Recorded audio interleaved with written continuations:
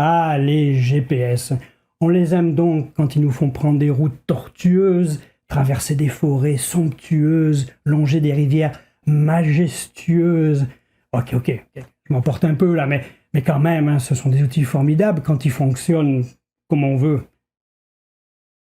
Parce que quand ils font pas ça, hein, ils nous font pas suivre la route qu'on a amoureusement concoctée ou que d'autres ont amoureusement concoctée pour nous, quand ils nous font faire des demi-tours intempestifs, ou même quand ils nous font pas passer par le même chemin que nos collègues, pourtant avec les mêmes fichiers, hein, le même itinéraire, donc comme nos collègues ont suivi. Alors là, c'est qu'un GPS, à la base, c'est fait pour nous amener d'un point A à un point B, et souvent par la route la plus rapide. Mais nous, les motocyclistes, les motards, hein, c'est pas exactement comme ça qu'on l'utilise. Oui, nous, on veut aller du point A au point B, mais après, on veut continuer au point C, au point D, au point E, puis pas par la route que le GPS a décidé. Non, par la route que nous, on a décidé. Et ça, un GPS, ça aime pas trop ça. Et il nous le montre bien en nous créant parfois toutes sortes de petits problèmes. Alors dans cette vidéo, je vais vous montrer la méthode que j'utilise, enfin la méthode, je dirais plutôt les principes donc, que j'utilise pour atténuer ces problèmes. Pas les régler, hein, parce que le GPS, ça reste un appareil complexe, hein, et dont le fonctionnement n'est pas toujours facile à comprendre, mais quand même, elle marche pas mal. Ah, j'allais oublier, les principes et les astuces, les réglages, etc. dont je parle dans cette vidéo, je les montre sur un navigateur 6, Garmin Navigator 6, parce que c'est le GPS que j'ai. Mais une bonne partie d'eux, peut-être même la quasi-totalité, fonctionnent très bien sur d'autres GPS Garmin et peuvent aussi fonctionner sur des GPS d'autres marques en fait. Aussi, c'est une vidéo qui est assez longue, donc je l'ai découpée en chapitres.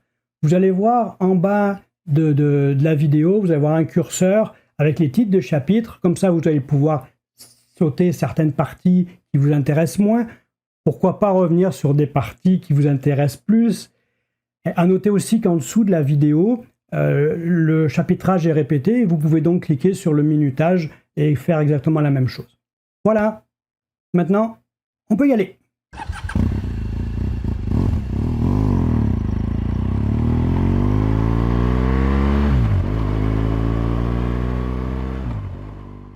Alors avant de commencer, deux petits conseils. En fait, un petit et un plus grand. Premièrement, vérifiez toujours que vous avez dans votre GPS les dernières cartes, c'est-à-dire les cartes à jour. C'est une précaution qui a l'air évidente comme ça, mais elle peut être bien utile. Deuxièmement, si ce n'est pas vous qui avez fait l'itinéraire, visualisez-le, c'est-à-dire affichez-le par exemple dans un ordinateur, puis regardez les villes que vous allez traverser, les routes que vous allez emprunter, les arrêts que vous allez faire, hein. Comme ça, si vous connaissez bien votre itinéraire et que votre GPS ne vous amène pas exactement au bon endroit, il y a une petite voix dans votre cerveau qui va vous dire « il y a un petit problème ». Et là, vous allez pouvoir régler le problème en roulant ou, mieux encore, hein, vous arrêter sur le bas-côté pour corriger la situation. Hein. Parce qu'il ne faut jamais sous-estimer l'intérêt de s'arrêter sur le bas-côté. Hein, parce que n'oublions pas, hein, que le GPS, c'est juste un outil. C'est pas lui qui décide, hein, c'est vous. Alors voici 3 méthodes pour afficher un itinéraire sur un ordinateur.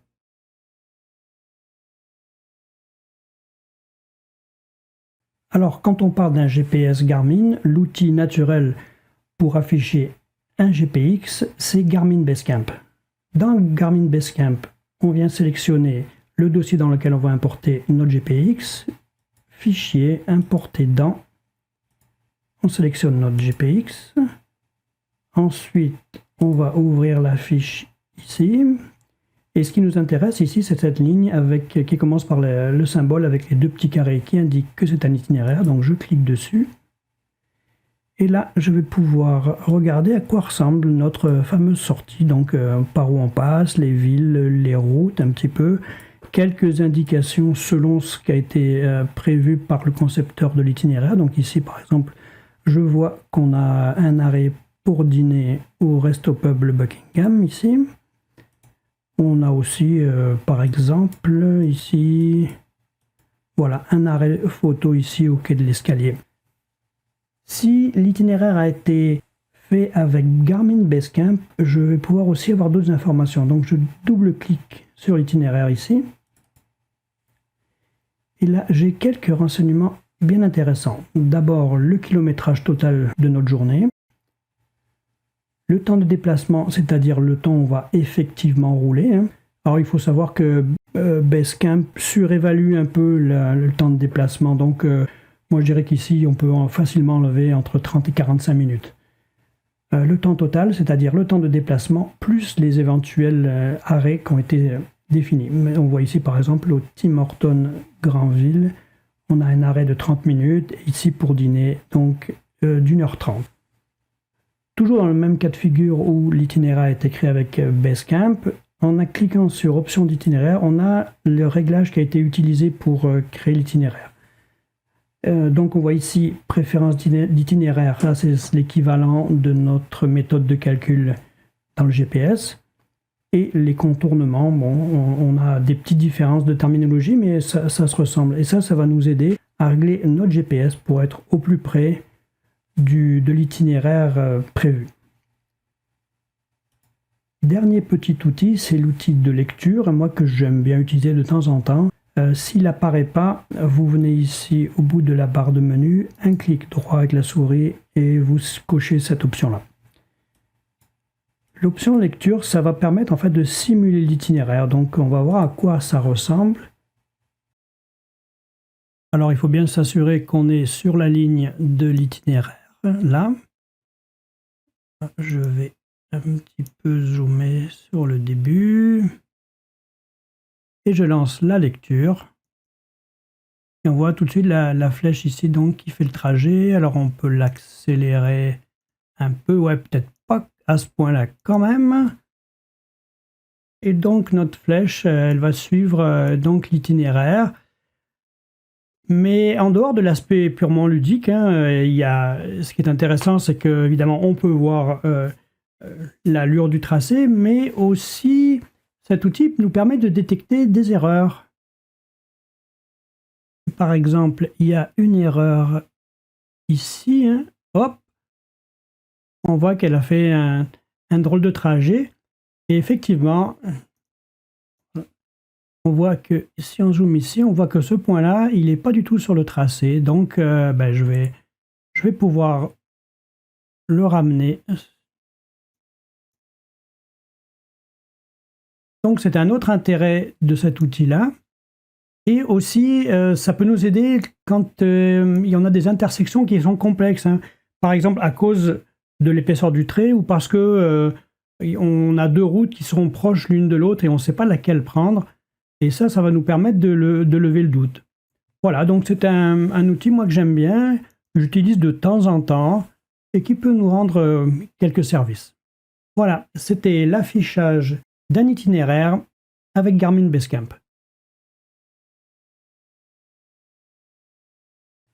Deuxième méthode pour afficher un fichier GPX, cette fois-ci avec un outil Google, c'est-à-dire Google My Maps. Alors évidemment, pour ça, vous avez besoin d'un compte Google. Vous vous connectez à ce compte, vous ouvrez Google Maps, comme ici. Ensuite, on va dans Enregistrer, Google Maps, créer une carte. Le bouton magique ici, importer. On va aller chercher notre fichier. Voilà, toujours le même que tout à l'heure, pour ne pas être dépaysé. Et là, on voit apparaître en rouge les différentes étapes, comme on a vu tout à l'heure, sauf qu'ici, c'est avec cette petite bulle. Par contre, on a deux lignes. En fait, ça vient du fait que dans le GPX, il y avait à la fois un itinéraire et un tracé. Alors, si vous ne connaissez pas la différence entre un itinéraire et un tracé, et même en fait, si vous la connaissez, je vous invite à visionner la vidéo sur les itinéraires et les tracés que j'ai faite et que je vais vous laisser, dont je vais vous laisser le lien en dessous. Alors donc ici donc l'itinéraire a créé cette ligne-là, donc en fait c'est une ligne droite entre chaque étape et le tracé lui donne la véritable route qu'on aura à suivre. Donc, je vais enlever ce trait noir. Le trait noir, c'est ici. Donc, je clique là, la poubelle. Voilà, on en est débarrassé. Et donc, la même chose que tout à l'heure, hein, on va pouvoir se balader, voir un peu à quoi ça ressemble. Alors, la beauté de Google My Maps, hormis le fait qu'en fait, l'interface ressemble à Google Maps, c'est que on va pouvoir afficher cette carte-là dans Google Earth, si vous avez Google Earth sur votre ordinateur. De toute façon, c'est une application qui est gratuite, alors ça vaut la peine de l'installer, moi je pense. Donc je clique ici, et là on va voir une belle animation, en tout cas moi j'aime ça. Évidemment, il faut que votre liaison internet soit un peu plus rapide que la mienne, mais bref. Et nous voilà sur notre itinéraire, donc on le voit, la ligne bleue. Si vous voulez aller voir des détails, vous pouvez zoomer, mais ce qui est bien, c'est ce petit bonhomme là, et là, vous venez cliquer ici sur le bonhomme et vous l'amenez à l'endroit où vous voulez avoir le détail, et là, oups, ça fait toujours son effet, moi j'adore ça. Et ça nous amène donc en l'équivalent de Street View en fait, hein, donc, et là on va pouvoir se balader pour aller voir à quoi ressemble notre route en fait, hein, des photos. Si vous voulez revenir à l'itinéraire, vous recliquez sur le bonhomme. À noter, c'est assez amusant hein, parce que la vue de haut c'est en hiver et puis la vue en bas c'est en été, à la fin de l'été en fait je pense. Et donc si vous voulez avoir d'autres détails, ben, vous vous redéplacez là-dedans. Et puis on revient cliquer avec le petit bonhomme. Et voilà. Et ça recommence comme ça indéfiniment. Moi j'aime ça, comme vous pouvez le voir. Voilà, c'était l'affichage d'un GPX avec Google My Maps.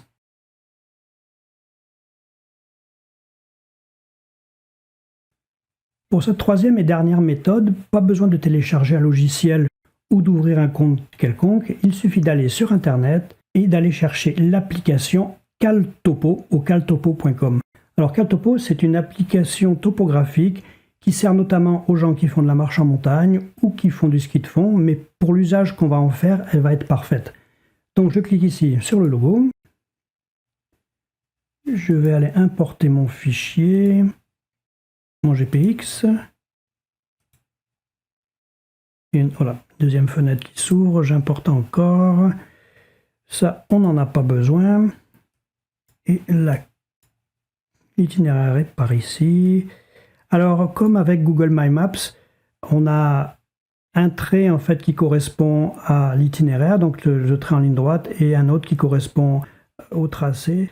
Donc je vais enlever encore une fois l'itinéraire, c'est en bas, c'est ici. Voilà. Je vais aussi changer la carte. Ça va être une carte plus parlante, une carte OSM, donc OpenStreetMap. C'est un projet communautaire en fait de cartographie qui donne des cartes vraiment excellentes et en plus gratuites. Donc ici, on peut avoir aussi d'autres renseignements. Par exemple, si je viens ici sur une étape, on a là les coordonnées géographiques, l'altitude, donc 656 pieds. Ça veut dire qu'on est encore en impérial. Si je veux avoir ça en métrique, et donc là, je vais avoir 200 mètres d'altitude, voilà. Alors après, il y a plein d'options possibles. On va avoir des cartes avec des courbes de niveau. En tout cas, si ça vous intéresse, amusez-vous avec toutes les options. Il y en a vraiment une énorme quantité. Mais pour ce qui est de l'affichage du GPX, on va en rester là. C'était donc l'affichage d'un itinéraire avec Caltopo.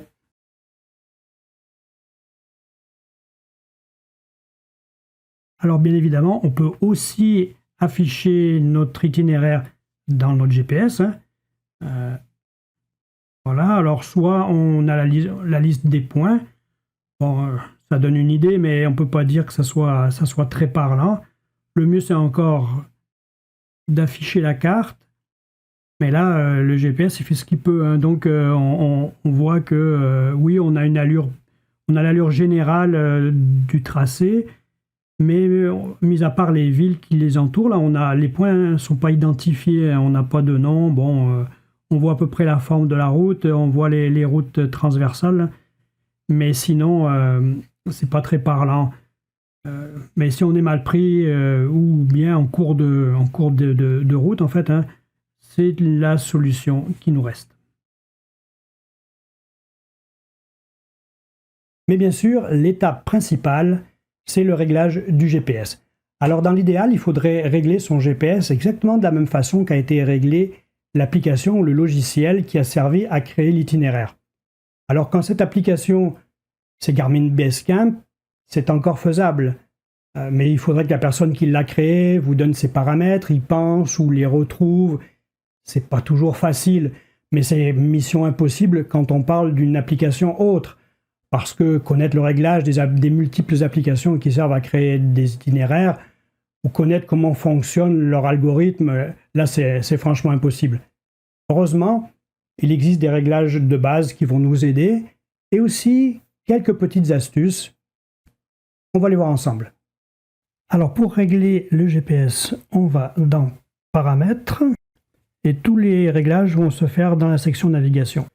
Le premier paramètre à régler, ça va être la méthode de calcul, c'est-à-dire ce que va faire le GPS entre deux points. Okay.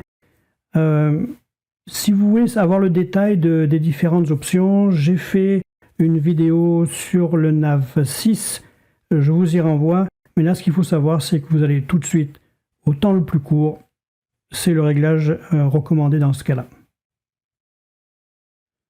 Le deuxième paramètre, ce sont les contournements. Et là, ça demande plusieurs explications. Alors pour les demi-tours, là, il faut bien suivre, parce que c'est un peu compliqué. Si la case est décochée, donc comme ça, et que vous vous trompez dans votre suivi d'itinéraire, par exemple, vous manquez un embranchement, le GPS, il va vous proposer de faire demi-tour. Et quand je dis proposer, il va fortement insister pour que vous fassiez demi-tour afin de revenir sur la route. Sauf s'il existe un moyen rapide, très rapide en fait, de revenir sur cette route.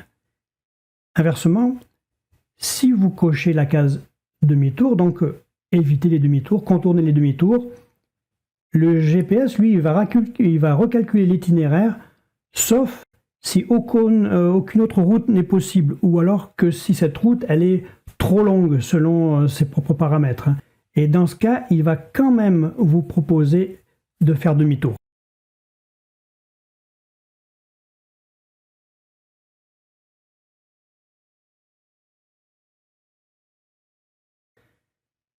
Autoroute inter-État. Alors, autoroute inter-État, ça, c'est la traduction littérale de Interstate Highway, Highways en fait. Mais c'est une notion qui existe aux États-Unis, mais qui n'existe pas ailleurs. Donc, là, il va falloir s'ajuster. Selon le pays, ça peut représenter des réalités différentes. Par exemple, moi, j'ai vu qu'au Québec, quand je demande de contourner les autoroutes inter-État, mon GPS ne me fera pas prendre la 15. Par contre, il va me laisser prendre la 50. Si je veux contourner la 50, là, il va falloir que je coche la case autoroute principale, qui est en fait la traduction littérale de Main Highways. Le problème, c'est que en Amérique du Nord, ça veut dire aussi bien une autoroute secondaire, on va dire, ou intra-État ou intra-provincial, qu'une route principale. Donc ça aussi, avec l'habitude, on va s'y faire. On n'a pas toujours énormément d'autoroutes, mais ça va être quelque chose qu'on va apprendre avec l'expérience. Trafic, ferries, donc les traversiers, ça, on s'en fiche. Voie de covoiturage aussi. Alors le fameux route sans revêtement. Alors là, comme les cartes de Garmin ne sont pas mises à jour dynamiquement, elles sont mises à jour de temps en temps, et souvent les routes secondaires ou tertiaires sont mises à jour très rarement. Il se peut qu'une route qui était sans revêtement à une époque et qui est encore sans revêtement sur la carte ait été asphaltée. mais que la carte en tienne pas compte parce qu'elle n'a pas été mise à jour là-dessus. Donc en fait, le GPS il va vous faire contourner des routes qui sont vraiment asphaltées. Donc ça va demander encore un peu une petite habitude. Personnellement, peut-être parce que j'ai une BMW 1200 GS, j'ai tendance à décocher route sans revêtement, mais ça, il va falloir que vous le pratiquiez cette option-là. Et enfin, fermeture saisonnière, nous au Québec, de toute façon, quand c'est fermé, ça veut dire que c'est l'hiver et de toute façon, on ne peut pas rouler. Donc en général, ce que je fais moi, c'est que je coche uniquement demi-tour et selon l'itinéraire, d'où l'importance de le regarder avant de partir, je cocherai autoroute inter-État, autoroute principale. Et je pense que vous devriez faire pareil. Donc en fait, les contournements, on les règle différemment à chaque sortie. Mais le réglage qui, à mon avis, est le plus important et qui, d'après ce que j'ai vu, est le plus méconnu, en fait, c'est le recalcul hors route. C'est-à-dire, qu'est-ce qui va se passer, comment va réagir le GPS si vous vous écartez de l'itinéraire. Par exemple, vous sortez de l'itinéraire pour aller faire de l'essence, ou bien alors, si vous ne pouvez pas prendre la route indiquée parce qu'elle est en travaux, elle est fermée. Hein. Et donc, vous aurez 3 options possibles. Donc, automatique, donc il y a le recalcul se fait tout le temps. Désactivé, il ne se fait jamais. Et averti, c'est le GPS qui vous demande à chaque fois ce que vous voulez faire. Mais avant de faire son choix, il faut revenir sur la façon dont on fait les itinéraires. Un itinéraire, ça comporte 2 types de points. Les étapes, que Garmin appelle aussi les waypoints, et qui sont indiqués sur le GPS par le drapeau orange, qui sont des points prioritaires, c'est-à-dire que le GPS, quand vous roulez, il va toujours passer ces points-là, il ne va jamais passer à côté, sauf si vous le lui demandez expressément au moyen de l'option du bouton qui est fait à cet effet. Et les points de tracé ou shaping points qui sont indiqués sur les itinéraires par les points bleus, sur les GPS, je veux dire, et qui ça, eux, sont des points secondaires. C'est-à-dire, oui, ce sont des points par lesquels on va normalement passer, mais si par exemple, vous vous écartez de votre itinéraire et que vous aviez le recalcul hors route activé, mais il va les sauter. En fait, ce que le GPS va faire, c'est qu'il va passer d'un drapeau à un autre drapeau, donc d'une étape à une autre étape. Comme rien ne vaut un exemple, nous allons simuler une situation qui peut très bien se produire dans la réalité, c'est-à-dire une route barrée. Nous suivons l'itinéraire affiché ici en magenta et arrivé à ce croisement, la route que nous devions prendre est fermée. Nous allons donc voir comment le GPS va réagir selon le réglage du recalcul hors route. Alors on arrive au fameux carrefour donc, et on va supposer que la route qui est à gauche est barrée. Bon, quand on habite au Québec, ça ne nous demande pas énormément d'imagination. Hein. Et donc là, on voit tout de suite le problème avec le recalcul désactivé, c'est qu'on n'est plus guidé. Alors ce qu'il me reste à faire, c'est dézoomer pour aller chercher mon itinéraire et puis essayer de trouver une route qui me ramène dessus. Alors quand on est en ville, ça va bien parce qu'il y a plein de routes parallèles, hein. Mais quand on est à la campagne comme ici, c'est drôlement plus compliqué. Et si vraiment je dois dézoomer beaucoup, donc ici, comme ici, pour aller suivre l'itinéraire qui est vraiment parti loin, je suis plus guidé, donc je vois plus ma route. Mais donc on est obligé de jouer un petit peu de temps en temps, revenir ici, après ça, de nouveau dézoomer pour trouver notre route en fait. Alors j'ai fini par retrouver une route qui va me ramener, donc de revenir sur mon itinéraire ici. Et comme on peut le voir en haut, le GPS continue à m'indiquer la même rue qu'il m'aurait indiqué si j'étais pas sorti de l'itinéraire. Donc dans le fond, il a pas tenu compte de mon écart dans le fond. Et donc maintenant je suis sur l'itinéraire. Et donc tout va bien. Je vais, comme dirait ma blonde, je suis déperdu. Alors nous revoilà sur notre fameux carrefour. la route est toujours barrée. Lui, il ne le sait pas, mais la route est barrée. Donc le GPS m'envoie à gauche, mais moi, j'y vais pas. Et là, ben, comme le recalcul automatique est activé, le GPS m'a recalculé une route. Alors il est à noter que des fois il va un petit peu bégayer là, avant de recalculer. Il veut absolument vous faire revenir par la route qui était barrée, mais là ça marchait assez vite. Alors jusqu'ici tout va bien, mais là on voit ici qu'en fait il m'envoie pas du tout droit, il m'envoie à droite. Ici on voit pas très bien, mais la ligne ici c'est l'itinéraire. Mais moi il me dit non, tu vas aller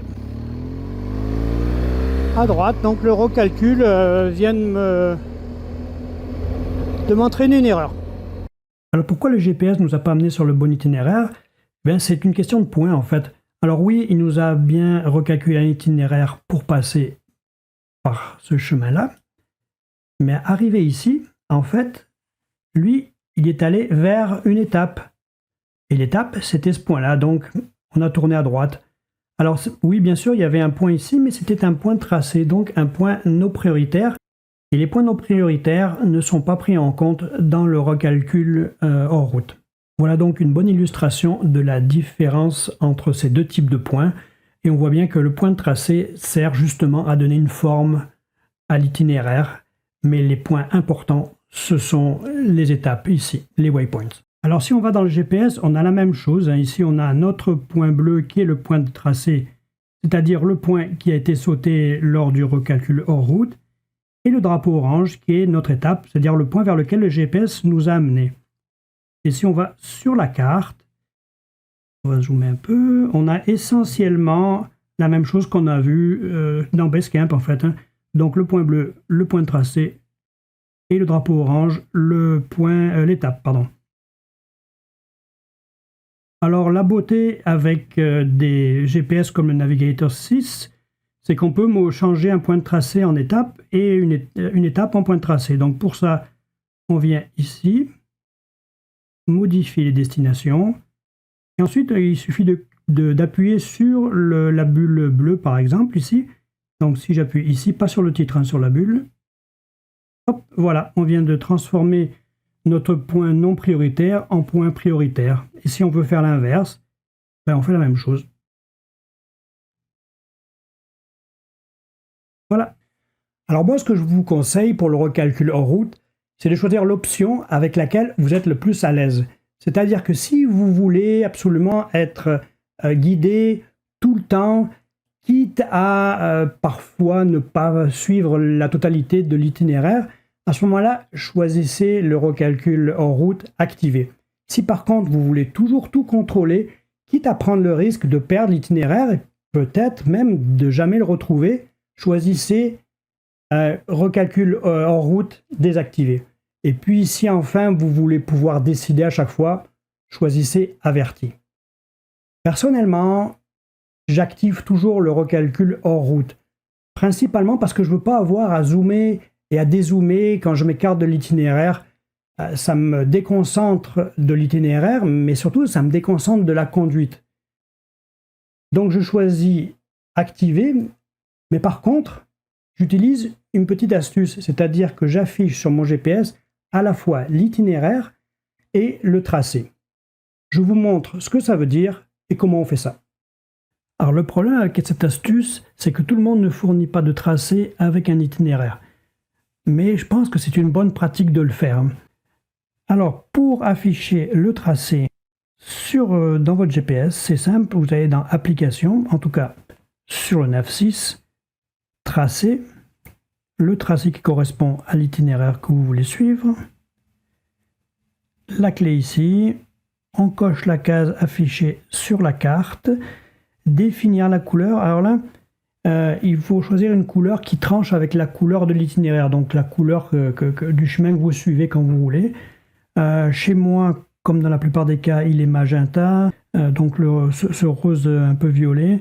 Donc le vert ici, je pense que on va bien faire la différence. Et donc, le tracé va s'afficher en permanence sous l'itinéraire. Mais quand il va y avoir un recalcul et que l'itinéraire va sortir en fait du tracé, moi je vais continuer à suivre le tracé. Et comme je suis avec un recalcul hors route activé, ben, finalement, je vais revenir sur le tracé automatiquement. Alors l'astuce en illustration, on voit ici le trait vert qui part tout droit, qui donc représente le tracé et l'itinéraire réel. Et donc quand je vais arriver au croisement et que le GPS va m'envoyer à droite à cause du recalcul, et moi ce que je vais faire, c'est que je vais suivre le trait vert en fait, hein. Et donc à un moment donné, évidemment, si je m'écarte de ce qui m'indique, il va me recalculer, il va me refaire un calcul, en tout cas il devrait, voilà. Et donc et ainsi de suite, donc à chaque fois qu'il va y avoir une erreur, comme ici normalement, moi mon parcours c'est tout droit, lui il veut me faire tourner à droite. Et donc à chaque fois, moi je vais m'en tenir à mon tracé vert, qui est le trajet réel, et il va me recalculer et ainsi de suite. Donc dans le fond, juste le temps qui recalcule, c'est le seul temps qu'on perd où on n'est pas guidé, mais pour le reste on est entre de bonnes mains, tout fonctionne bien. Alors je suis bien conscient que celles et ceux qui s'attendaient à une méthode à suivre les yeux fermés peuvent être un peu déçus, hein. Finalement, j'aurais pu résumer cette vidéo en 2 points. Premièrement, lisez la documentation de votre GPS. Et deuxièmement, regardez où vous allez, affichez votre itinéraire, hein.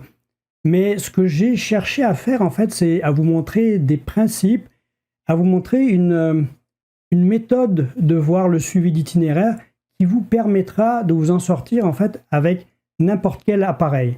Moi, je l'ai fait avec le Nav6, mais ça peut marcher avec d'autres Garmin et même peut-être, même sûrement en fait, d'autres GPS, hein. Alors, j'espère que ça vous a plu. Si vous avez des commentaires ou des questions, ou même si vous avez des astuces qui fonctionnent mieux que les miennes, hein, n'hésitez pas à me les donner en commentaire.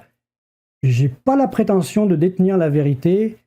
Je veux juste essayer de faire avancer la science, donc de faire avancer la connaissance. À la prochaine. Et d'ici là, bonne route!